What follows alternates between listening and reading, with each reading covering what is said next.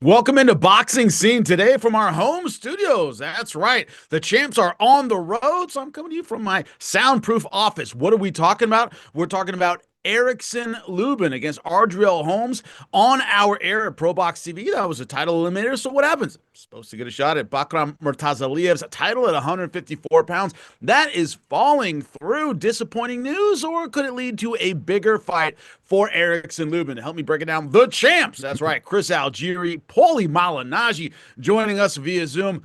Paulie, let me start with you. We saw Erickson Lubin beat Ardriel Holmes Jr. It was supposed to be Murtazaliev. Now it looks like it might be Vergil Ortiz, a guy that we saw in Fresno who looked gigantic, very big, 154-pound fighter.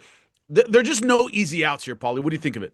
Well, it's a 154-pound division, right? We always talk about how there's no easy outs there, and certainly that remains the case for Lubin. Lubin was going to be the mandatory for probably boxing's boogeyman, Murtazaliev, who still can't get a fight no matter what happens.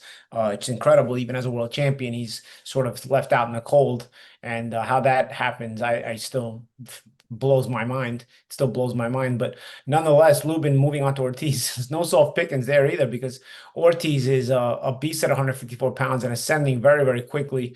And one of the premier names in a very stacked 154 pound weight class where the talent is just vast and spread around.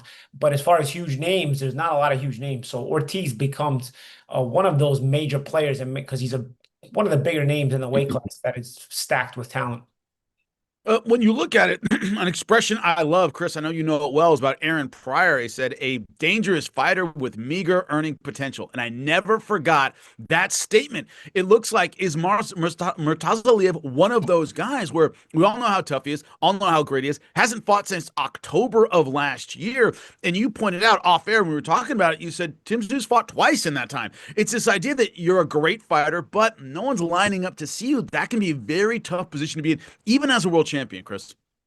High risk, high reward is something that we come across a lot in this sport. But he has a title. It's not like he can just be shunned out of existence. It's not like it was before. If he didn't have a title, guys, we would be never hear about this guy. No one would mention him. No one would have a mouthpiece for him. The fact that he has a title means he's a player, but apparently not because nobody wants to play with him. And excuse me, Lubin, man. I tip my hat to Lubin. He's been in tough. He continues to strive for tough fights. It reminds me a bit of myself during my career. I fought guys at their peaks, because you offer me a fight. Okay, it's time to fight. I didn't have the luxury to be able to pick and choose who I could fight when and where. Looks like Lubin doesn't really have that either. But at the same time, I don't think he really cares. He wants to smoke. He wants to fight everybody.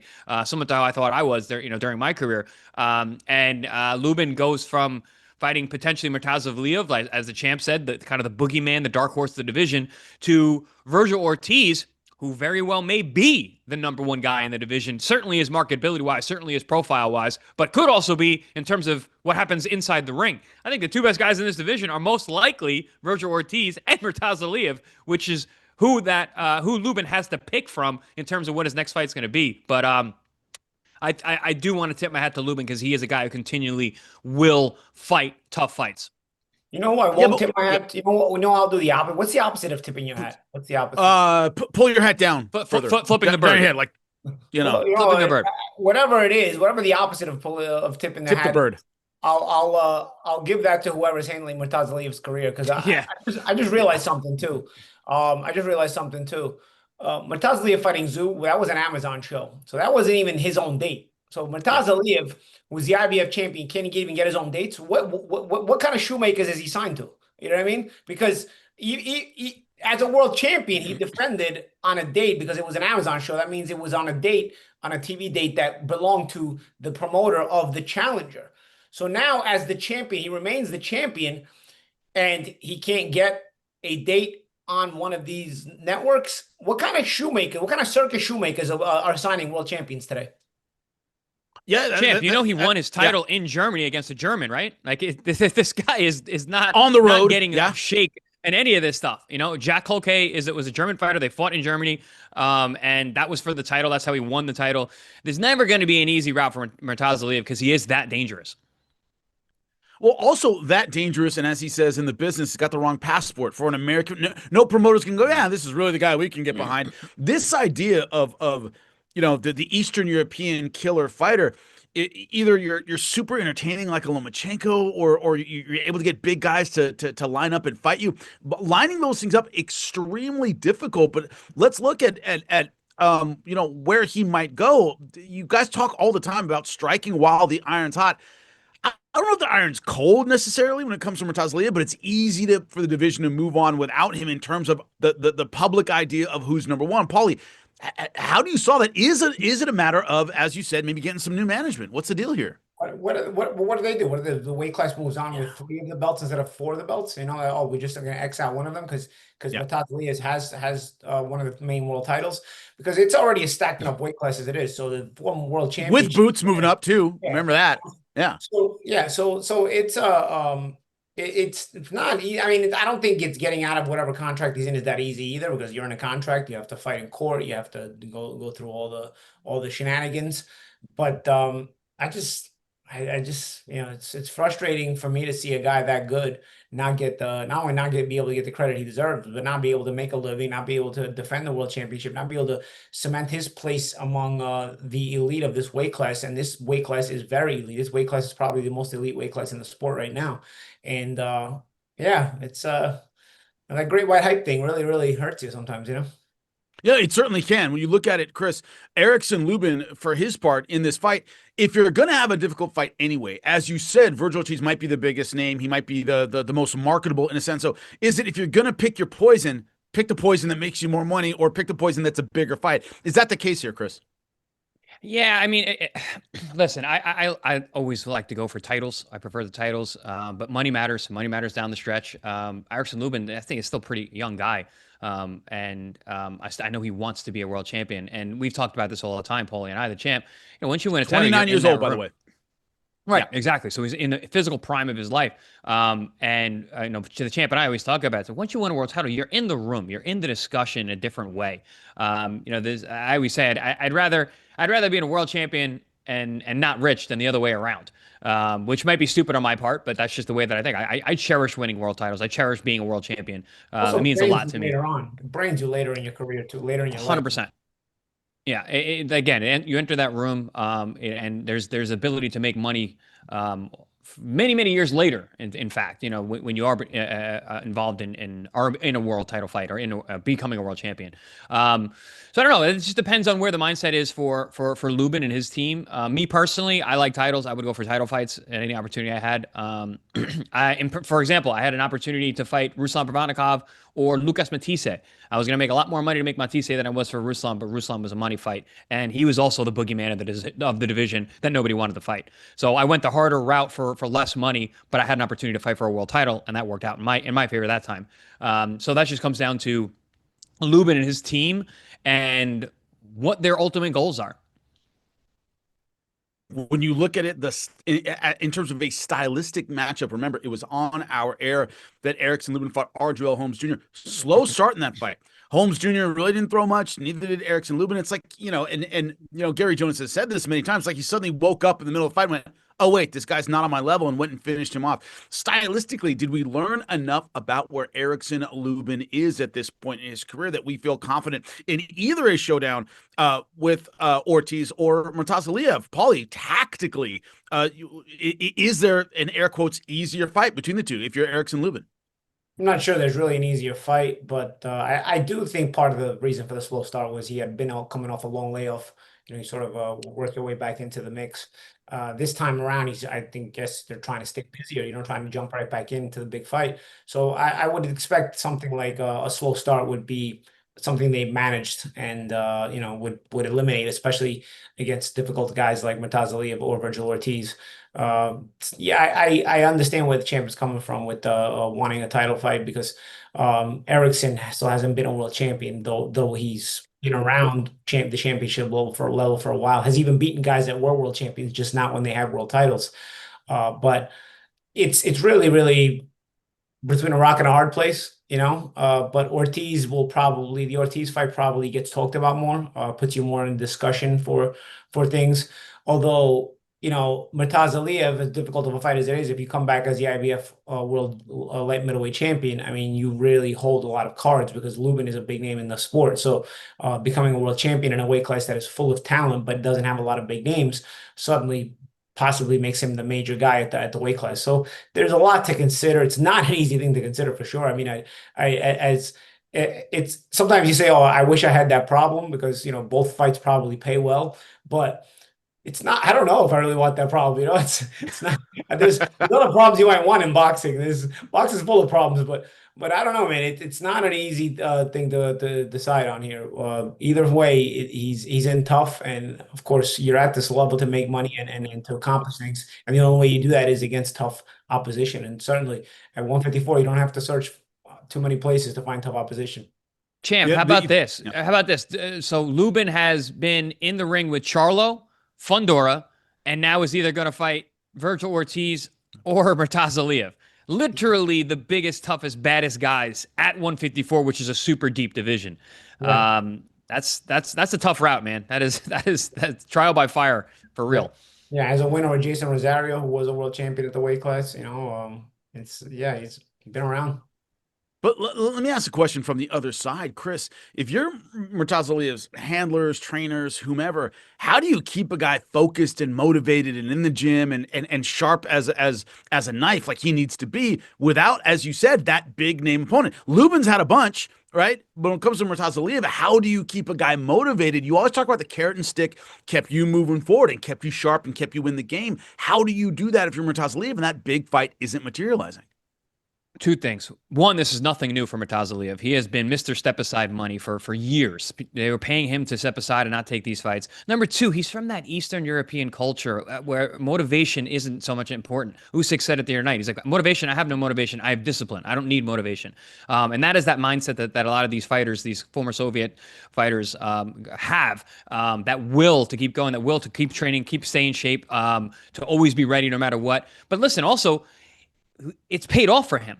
The Tim Tszyu fight, that was a big profile fight defending his title. Yes, it was in the other guy's technically backyard on the other promoter's slot, but it didn't matter. He showed up ready and he performed. So I worry less about a guy like Murtazaliev about getting stale and not being ready when the time comes. It's just getting him to that time. That's really what it's about, and that's really the handlers dropping the ball by not getting him into these opportunities. 'Cause he's one of those guys. He's never going to talk his way into an opportunity. He's never going to accidentally find himself into an opportunity. He's going to have to just get it. He's going to have to, either go through the ranking route. He's going to have to go through, I don't even know if calling guys out. I don't think his English is that good, and it's really tough. But we also are in the age of Turki Al-Sheikh, who will put money to fights that don't have a big profile because he wants to see a good scrap. And a guy like Murtazaliev, he's a very good fighter. He's fun to watch. He's destructive. I don't know. Maybe Turkey can help. Yeah, because I was gonna say, champ. I don't know if the ranking route works because he's already the IBF champ. I know exactly. You need somebody to step in and say, "Hey, listen, this guy's too good to be getting pushed aside like this. These guys should be fighting him." And yeah, that's a good point. Maybe Turki Al-Sheikh can get in there and take a liking to him. I mean, I don't know what's not to like. Murtazaliev is a knockout puncher. Al-Sheikh doesn't want the runners and the Tom and Jerry fighters, right? I mean, Murtazaliev is not that at all. He goes to seek and destroy fighter with big punching power. So yeah, I think he's a guy who could probably benefit if Turki Al-Sheikh would get involved. Certainly, anything is better than what he's going through now. And with Lubin and Ortiz becomes sort of a last chance saloon for Lubin, even at 29 years old, but also a big opportunity for Ortiz, who himself has he been a world champion yet? Ortiz, I'm not sure he has, right? So Ortiz himself to also continue to stock his resume with big names and continue to make himself a big player, maybe the premier player in the weight class as far as name recognition is concerned. Well, Chris, when you look at it, the last thing, obviously that I think is incredibly important is in a stacked weight class at 154, could the winner of a potential Vergil Ortiz, Erickson Lubin matchup, could that be the guy at 154? As talented as it is, when you talk about the markability, we talk about the recognition of the names, could the winner of that fight be the man at 154? I mean, listen, your hat's getting thrown in the mix, but as we've been saying, this division is so deep that even guys who could technically be ranked at fourth or fifth could be the man of the division. That's really how good these guys are. And we've talked about this on our air before. And Champ, you've said it numerous times. You think if everybody fights each other, nobody stays undefeated. Because these guys are that good. They can knock any one of each other off at any moment. And that's just what a competitive weight class it is, which is a good thing. We don't need undefeated, dominant world champions that are head and shoulders above everyone else below them. We want a young, hungry division because honestly, everyone's going to get better in that kind of situation. Everyone's going to step up. Everyone's going to show out, and you're going to get great fights, just like it was in the '80s when you had the Leonards and the Hearnses and the Benitez and Marvin Haglers fighting each other. And those guys couldn't skip a beat. They looked good in their keep busy fights because they had to. They were in competition with everyone around them all the time, and they could get knocked off at any moment. And I think at 54, we're seeing that. We're seeing what boxing is all about. We're seeing what competition is all about. These guys are all going to be hungry. Most of them are young in that weight class as well. And I think they are all hungry to fight each other. So depending on who, is left standing when the dust settles, I think that's really the only way to know. And honestly, I don't think there's any way to tell from here. And I'll tell you one thing. You talk about the 80s, but you know what the 80s was missing? The Soviet Union fighters. You know who the top guys in this weight class are? Vergil Ortiz is definitely one of them. Sergey Bohachuk, who actually had fought Vergil Ortiz, and the fight could have went both ways and had Ortiz down. And Murtazaliev, in no particular order. So two of and Madrimov. Madrimov is there, but Madrimov also lost to Crawford and Ortiz. I think Ortiz certainly put himself ahead of Madrimov, and also the Bohachuk's performance against Ortiz puts him ahead of Madrimov as well. And I'd say Murtazaliev is ahead of Madrimov. But let me put it right there. Madrimov is definitely not another Eastern European. But if you have to say who your monster three guys right there, I don't think. I mean, Fundora is good, but I don't think he beats any of those three guys. I'm just agree.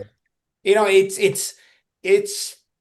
What do you do there? And you know what's funny? Ortiz is becoming the Eastern Euro killer. You know what I mean? He's actually beaten two of them, right? So I'm not gonna say, oh, let's see Ortiz and Murtazaliev, because I think there's so many routes to go for Ortiz, and I think he's paid his dues in that regard. But certainly, what's fun about boxing fans being dumb enough to just see guys ducking the Eastern European fighters and then calling this guy the best and this guy the best. Yo, these guys are the best guys. I've said it for years. These guys are the best fighters. And then when they're not, it's because they're being avoided. It's not because they're being fought against. Yeah, every once in a while you get a Western fighter that beats one. But as a whole, that movement is too strong at this point. And in this weight class, you have the same thing. And you know what's gonna happen? Bohachuk and Murtazaliev. When's the last time Bohachuk fought? When's the last time you heard about Bohachuk? Right? I don't know. I thought he was supposed to fight Madrimov, I believe, and then I think Madrimov got hurt, and then Bohachuk is now fighting. We don't even know. That's what I mean. Bohachuk is now fighting Brandon Adams in a rematch. Yeah. Okay. Brandon Adams in a rematch. Okay, and that's his only loss where he got shot, where he got caught. Right. So all right. So we got in a fight. I think he was winning. So okay. You got that, but really, you don't hear about these guys kind of like get put into their own lane and like it's like an outer lane. But the difference, Bohachuk and Madrimov are related to Saudi. They've been in Riyadh fights, so they're in a different rung now. Murtazaliev is literally left and out in the cold because Saudi will still put you in fights. Yeah, but I'm not seeing him with Madrimov because Madrimov got the two big fights, he lost them. So I don't even. It's not even about Madrimov. No, but I'm just saying how there's different from Murtazaliev. Murtazaliev is really out in the cold and the dark. Yeah.